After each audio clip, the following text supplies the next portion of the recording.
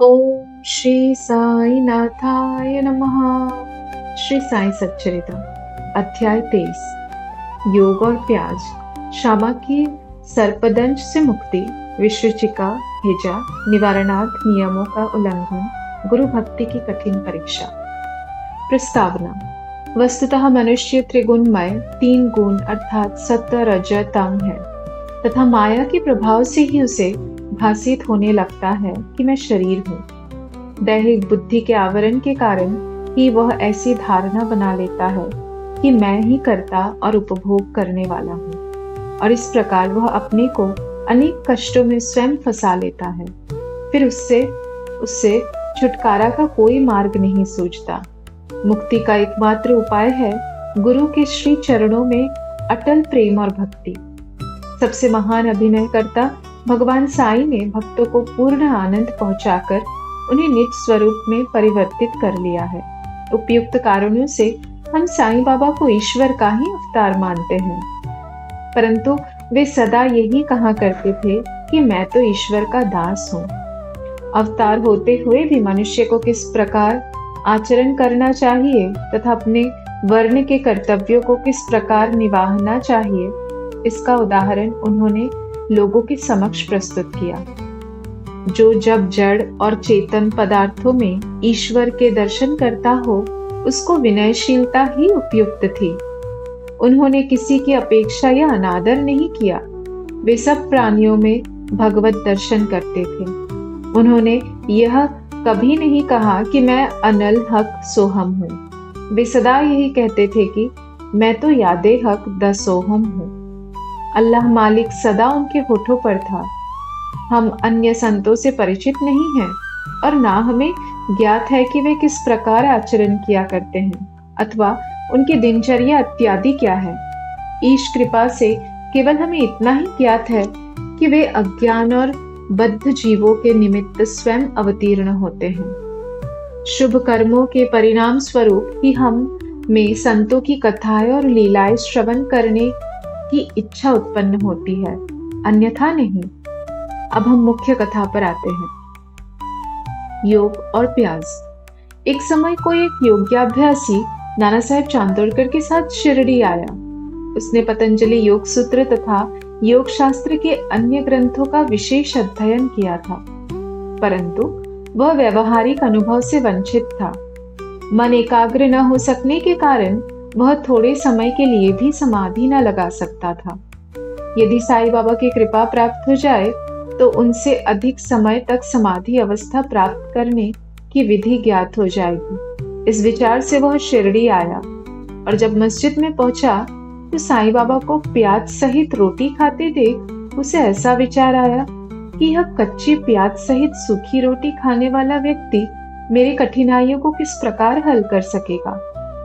साईं बाबा अंतर्ज्ञान से उसका विचार जानकर तुरंत नाना साहिब से बोले कि ओ नाना, जिसमें प्याज हजम करने की शक्ति है उसको ही उसे खाना चाहिए, अन्य को नहीं। इन शब्दों से अत्यंत विस्मित होकर योगी ने साईं चरणों में पूर्ण आत्मसमर्पण कर दिया।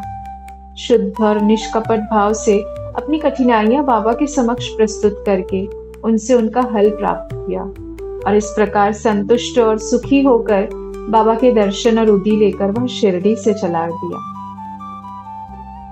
शामा की सर्पदंश से मुक्ति। कथा प्रारंभ करने से पूर्व हेमट पंत लिखते हैं कि जीव की तुलना पालतू तोते से की जा सकती है, क्योंकि दोनों ही बद्ध हैं। एक शरीर में तो दूसरा पिंजरे में। दोनों ही अपनी बद्धावस्था को श्रेयस्कर समझते हैं, परंतु यदि हरि कृपा से उन्हें कोई उत्तम गुरु मिल जाए और वह उनके ज्ञान चक्षु खोलकर उन्हें बंधन मुक्त कर दे तो उनकी चेतना का स्तर उच्च हो जाता है, जिसकी तुलना में पूर्व संकीर्ण स्थिति सर्वथा तुच्छ ही थी। गत अध्याय में किस प्रकार श्री मिरिकर पर आने वाले संकट की पूर्व सूचना देकर उन्हें उससे बचाया गया, इसका वर्णन किया जा चुका है। पाठक वृंद अब उसी प्रकार की एक और कथा श्रवण करें। एक बार श्यामा को विषधर सर्प ने उसके हाथ की उंगली में डस लिया। समस्त शरीर में विष का प्रसार हो जाने के कारण वे अत्यंत कष्ट का अनुभव करके क्रंदन करने लगे कि अब मेरा अंतकाल समीप आ गया है।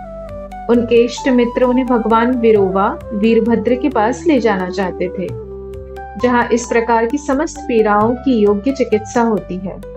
परंतु श्यामा मस्जिद की ओर ही दौड़ा, अपने बिरोवा वीरभद्र श्री साईं बाबा के पास। जब बाबा ने उन्हें दूर से आते देखा तो वे झिड़कने और गाली देने लगे। वे क्रोधित होकर बोले, अरे ओ नादान कृत घन वमन, ऊपर मत चढ़, सावधान यदि ऐसा किया तो। और फिर गर्जन करते हुए बोले, हट दूर हट, नीचे उतर। श्री साईं बाबा को इस प्रकार अत्यंत क्रोधित देख श्यामा उलझन में पड़ गया और निराश होकर सोचने लगा कि केवल मस्जिद ही तो मेरा घर है और साईं बाबा मात्र असहायों के आश्रयदाता हैं, और जब वे ही इस प्रकार मुझे यहाँ से भगा रहे हैं तो मैं किसकी शरण में जाऊं। उसने अपने जीवन की आशा ही छोड़ दी और वहीं शांतिपूर्वक बैठ गया। थोड़े समय के पश्चात जब बाबा पूर्ववत शांत हुए तो श्यामा ऊपर आकर उनके समीप बैठ गया। तब बाबा बोले, डरो नहीं, तिल मात्र भी चिंता मत करो, दयालु फकीर तुम्हारी अवश्य रक्षा करेगा। घर जाकर शांति से बैठो और बाहर न निकलो। मुझ पर विश्वास कर, निर्भय होकर चिंता त्याग दो। उन्हें घर भिजवाने के पश्चात ही पीछे से बाबा ने तात्या पाटिल और काका साहेब दीक्षित के द्वारा यह कहला भेजा कि वह इच्छा अनुसार भोजन करे, घर में टहलते रहे, लेटे नहीं और न शयन करे। कहने की आवश्यकता नहीं कि आदेशों का अक्षरशः पालन किया गया और थोड़े समय में ही वे पूर्ण स्वस्थ हो गए। इस विषय में केवल यही बात स्मरण योग्य है कि बाबा के शब्द हट दूर हट, नीचे उतर श्यामा को लक्ष्य करके नहीं कहे गए थे, जैसा कि ऊपर से प्रतीत होता है, वरन उस सांप और उसके विष के लिए ही यह आज्ञा थी, अर्थात श्यामा के शरीर में विष ना फैलने की आज्ञा थी। अन्य मंत्र शास्त्रों के विशेषज्ञों की तरह बाबा ने किसी मंत्र या मंत्रोक्त चावल या जल आदि का प्रयोग नहीं किया। इस कथा और इसी प्रकार की अन्य कथाओं को सुनकर साईं बाबा के चरणों में यह दृढ़ विश्वास हो जाएगा कि यदि माया युक्त संसार को पार करना है तो केवल श्री साईं चरणों का हृदय में ध्यान करो। हेजा महामारी विषुचिका। एक बार शिरडी विषुचिका के प्रकोप से दहल उठी और ग्रामवासी भयभीत हो गए। उनका पारस्परिक संपर्क अन्य गांव के लोगों से प्रायः समाप्त सा हो गया। तब गांव के पंचों ने एकत्रित होकर 2 आदेश प्रसारित किए। प्रथम, लकड़ी की एक भी गाड़ी गांव में न आने दी जाए। द्वितीय, कोई भी बकरे की बलि न दे। इन आदेशों का उल्लंघन करने वाले को मुखिया और पंचों द्वारा दंड दिया जाएगा। बाबा तो जानते ही थे कि यह सब केवल अंधविश्वास ही है और इसी कारण उन्होंने पंचों के आदेशों की कोई चिंता न की। जब ये आदेश लागू थे तभी एक लकड़ी की गाड़ी गांव में आई। सबको ज्ञात था कि गांव में लकड़ी का अधिक अभाव है, फिर भी लोग उस गाड़ी वाले को भगाने लगे। यह समाचार कहीं से बाबा के पास पहुंच गया। तब वे स्वयं वहां आए और गाड़ी वाले से गाड़ी मस्जिद में ले चलने को कहा। बाबा के विरुद्ध कोई छू छपाट तक भी न कर सका। यथार्थ में उन्हें धुनी के लिए लकड़ियों की अत्यंत आवश्यकता थी और इसीलिए उन्होंने वह गाड़ी मोल ले ली। एक महान अग्निहोत्र की तरह उन्होंने जीवन भर धुनी को चैतन्य रखा। बाबा की धुनी दिन रात प्रज्वलित रहती और इसीलिए वे लकड़ियां एकत्रित करके रखते थे। बाबा का घर अर्थात मस्जिद सबके लिए सदैव खुली थी। उसमें किसी ताले चाबी की आवश्यकता न थी। गांव के गरीब आदमी अपने उपयोग के लिए उनमें से लकड़ियां निकाल भी ले जाया करते थे, परंतु बाबा ने इस पर कभी कोई आपत्ति न की। बाबा तो संपूर्ण विश्व को ईश्वर से ओतप्रोत देखते थे, इसीलिए उनमें किसी के प्रति घृणा या शत्रुता की भावना न थी। पूर्ण विरक्त होते हुए भी उन्होंने एक साधारण गृहस्थ का उदाहरण लोगों के समक्ष प्रस्तुत किया। गुरु भक्ति की कठिन परीक्षा। अब देखिए दूसरे आदेश की भी बाबा ने क्या दशा की। वह आदेश लागू रहते समय कोई मस्जिद में एक बकरा लाया था। वह अत्यंत दुर्बल, बूढ़ा और मरने ही वाला था। उस समय मालेगांव के फकीर पीर मोहम्मद उर्फ बड़े बाबा भी उनके समीप ही खड़े थे। बाबा ने उन्हें बकरा काटकर बलि चढ़ाने को कहा। श्री साईं बाबा बड़े बाबा का आदर किया करते थे। इस कारण वे सदैव उनके दाहिनी ओर ही बैठा करते थे। सबसे पहले वे ही चिलम पीते और फिर बाबा को देते, बाद में अन्य भक्तों को। जब दोपहर को भोजन परोस दिया जाता, तब बाबा बड़े बाबा को आदर पूर्वक बुलाकर अपने दाहिनी ओर बिठाते और तब सब भोजन करते। बाबा के पास जो दक्षिणा एकत्रित होती, उनमें से वे 50 रुपए प्रतिदिन बड़े बाबा को दे दिया करते थे। जब वे लौटते तो बाबा भी उनके साथ 100 कदम तक जाया करते थे। उनका इतना आदर होते हुए भी जब बाबा ने उनसे बकरा काटने को कहा, तो उन्होंने अस्वीकार कर स्पष्ट शब्दों में कह दिया कि बलि चढ़ाना व्यर्थ ही है। तब बाबा ने श्यामा से बकरे की बलि के लिए कहा। वे राधा कृष्ण माई के घर जाकर एक चाकू ले आए और उसे बाबा के सामने रख दिया। राधा कृष्ण माई को जब कारण का पता चला, तो उन्होंने चाकू वापस मंगवा लिया। अब श्यामा दूसरा चाकू लाने के लिए गए, किंतु बड़ी देर तक मस्जिद में न लौटे। तब काका साहेब दीक्षित की बारी आई। वह सोना सच्चा तो था, परंतु उसको कसौटी पर कसना भी अत्यंत आवश्यक था। बाबा ने उनसे चाकू लाकर बकरा काटने को कहा। वे साठेवाड़ा से एक चाकू ले आए और बाबा की आज्ञा मिलते ही काटने को तैयार हो गए। उन्होंने पवित्र ब्राह्मण वंश में जन्म लिया था और अपने जीवन में वे बलि कृत्य जानते ही न थे। यद्यपि हिंसा करना निंदनीय है, फिर भी वे बकरा काटने के लिए उद्यत हो गए।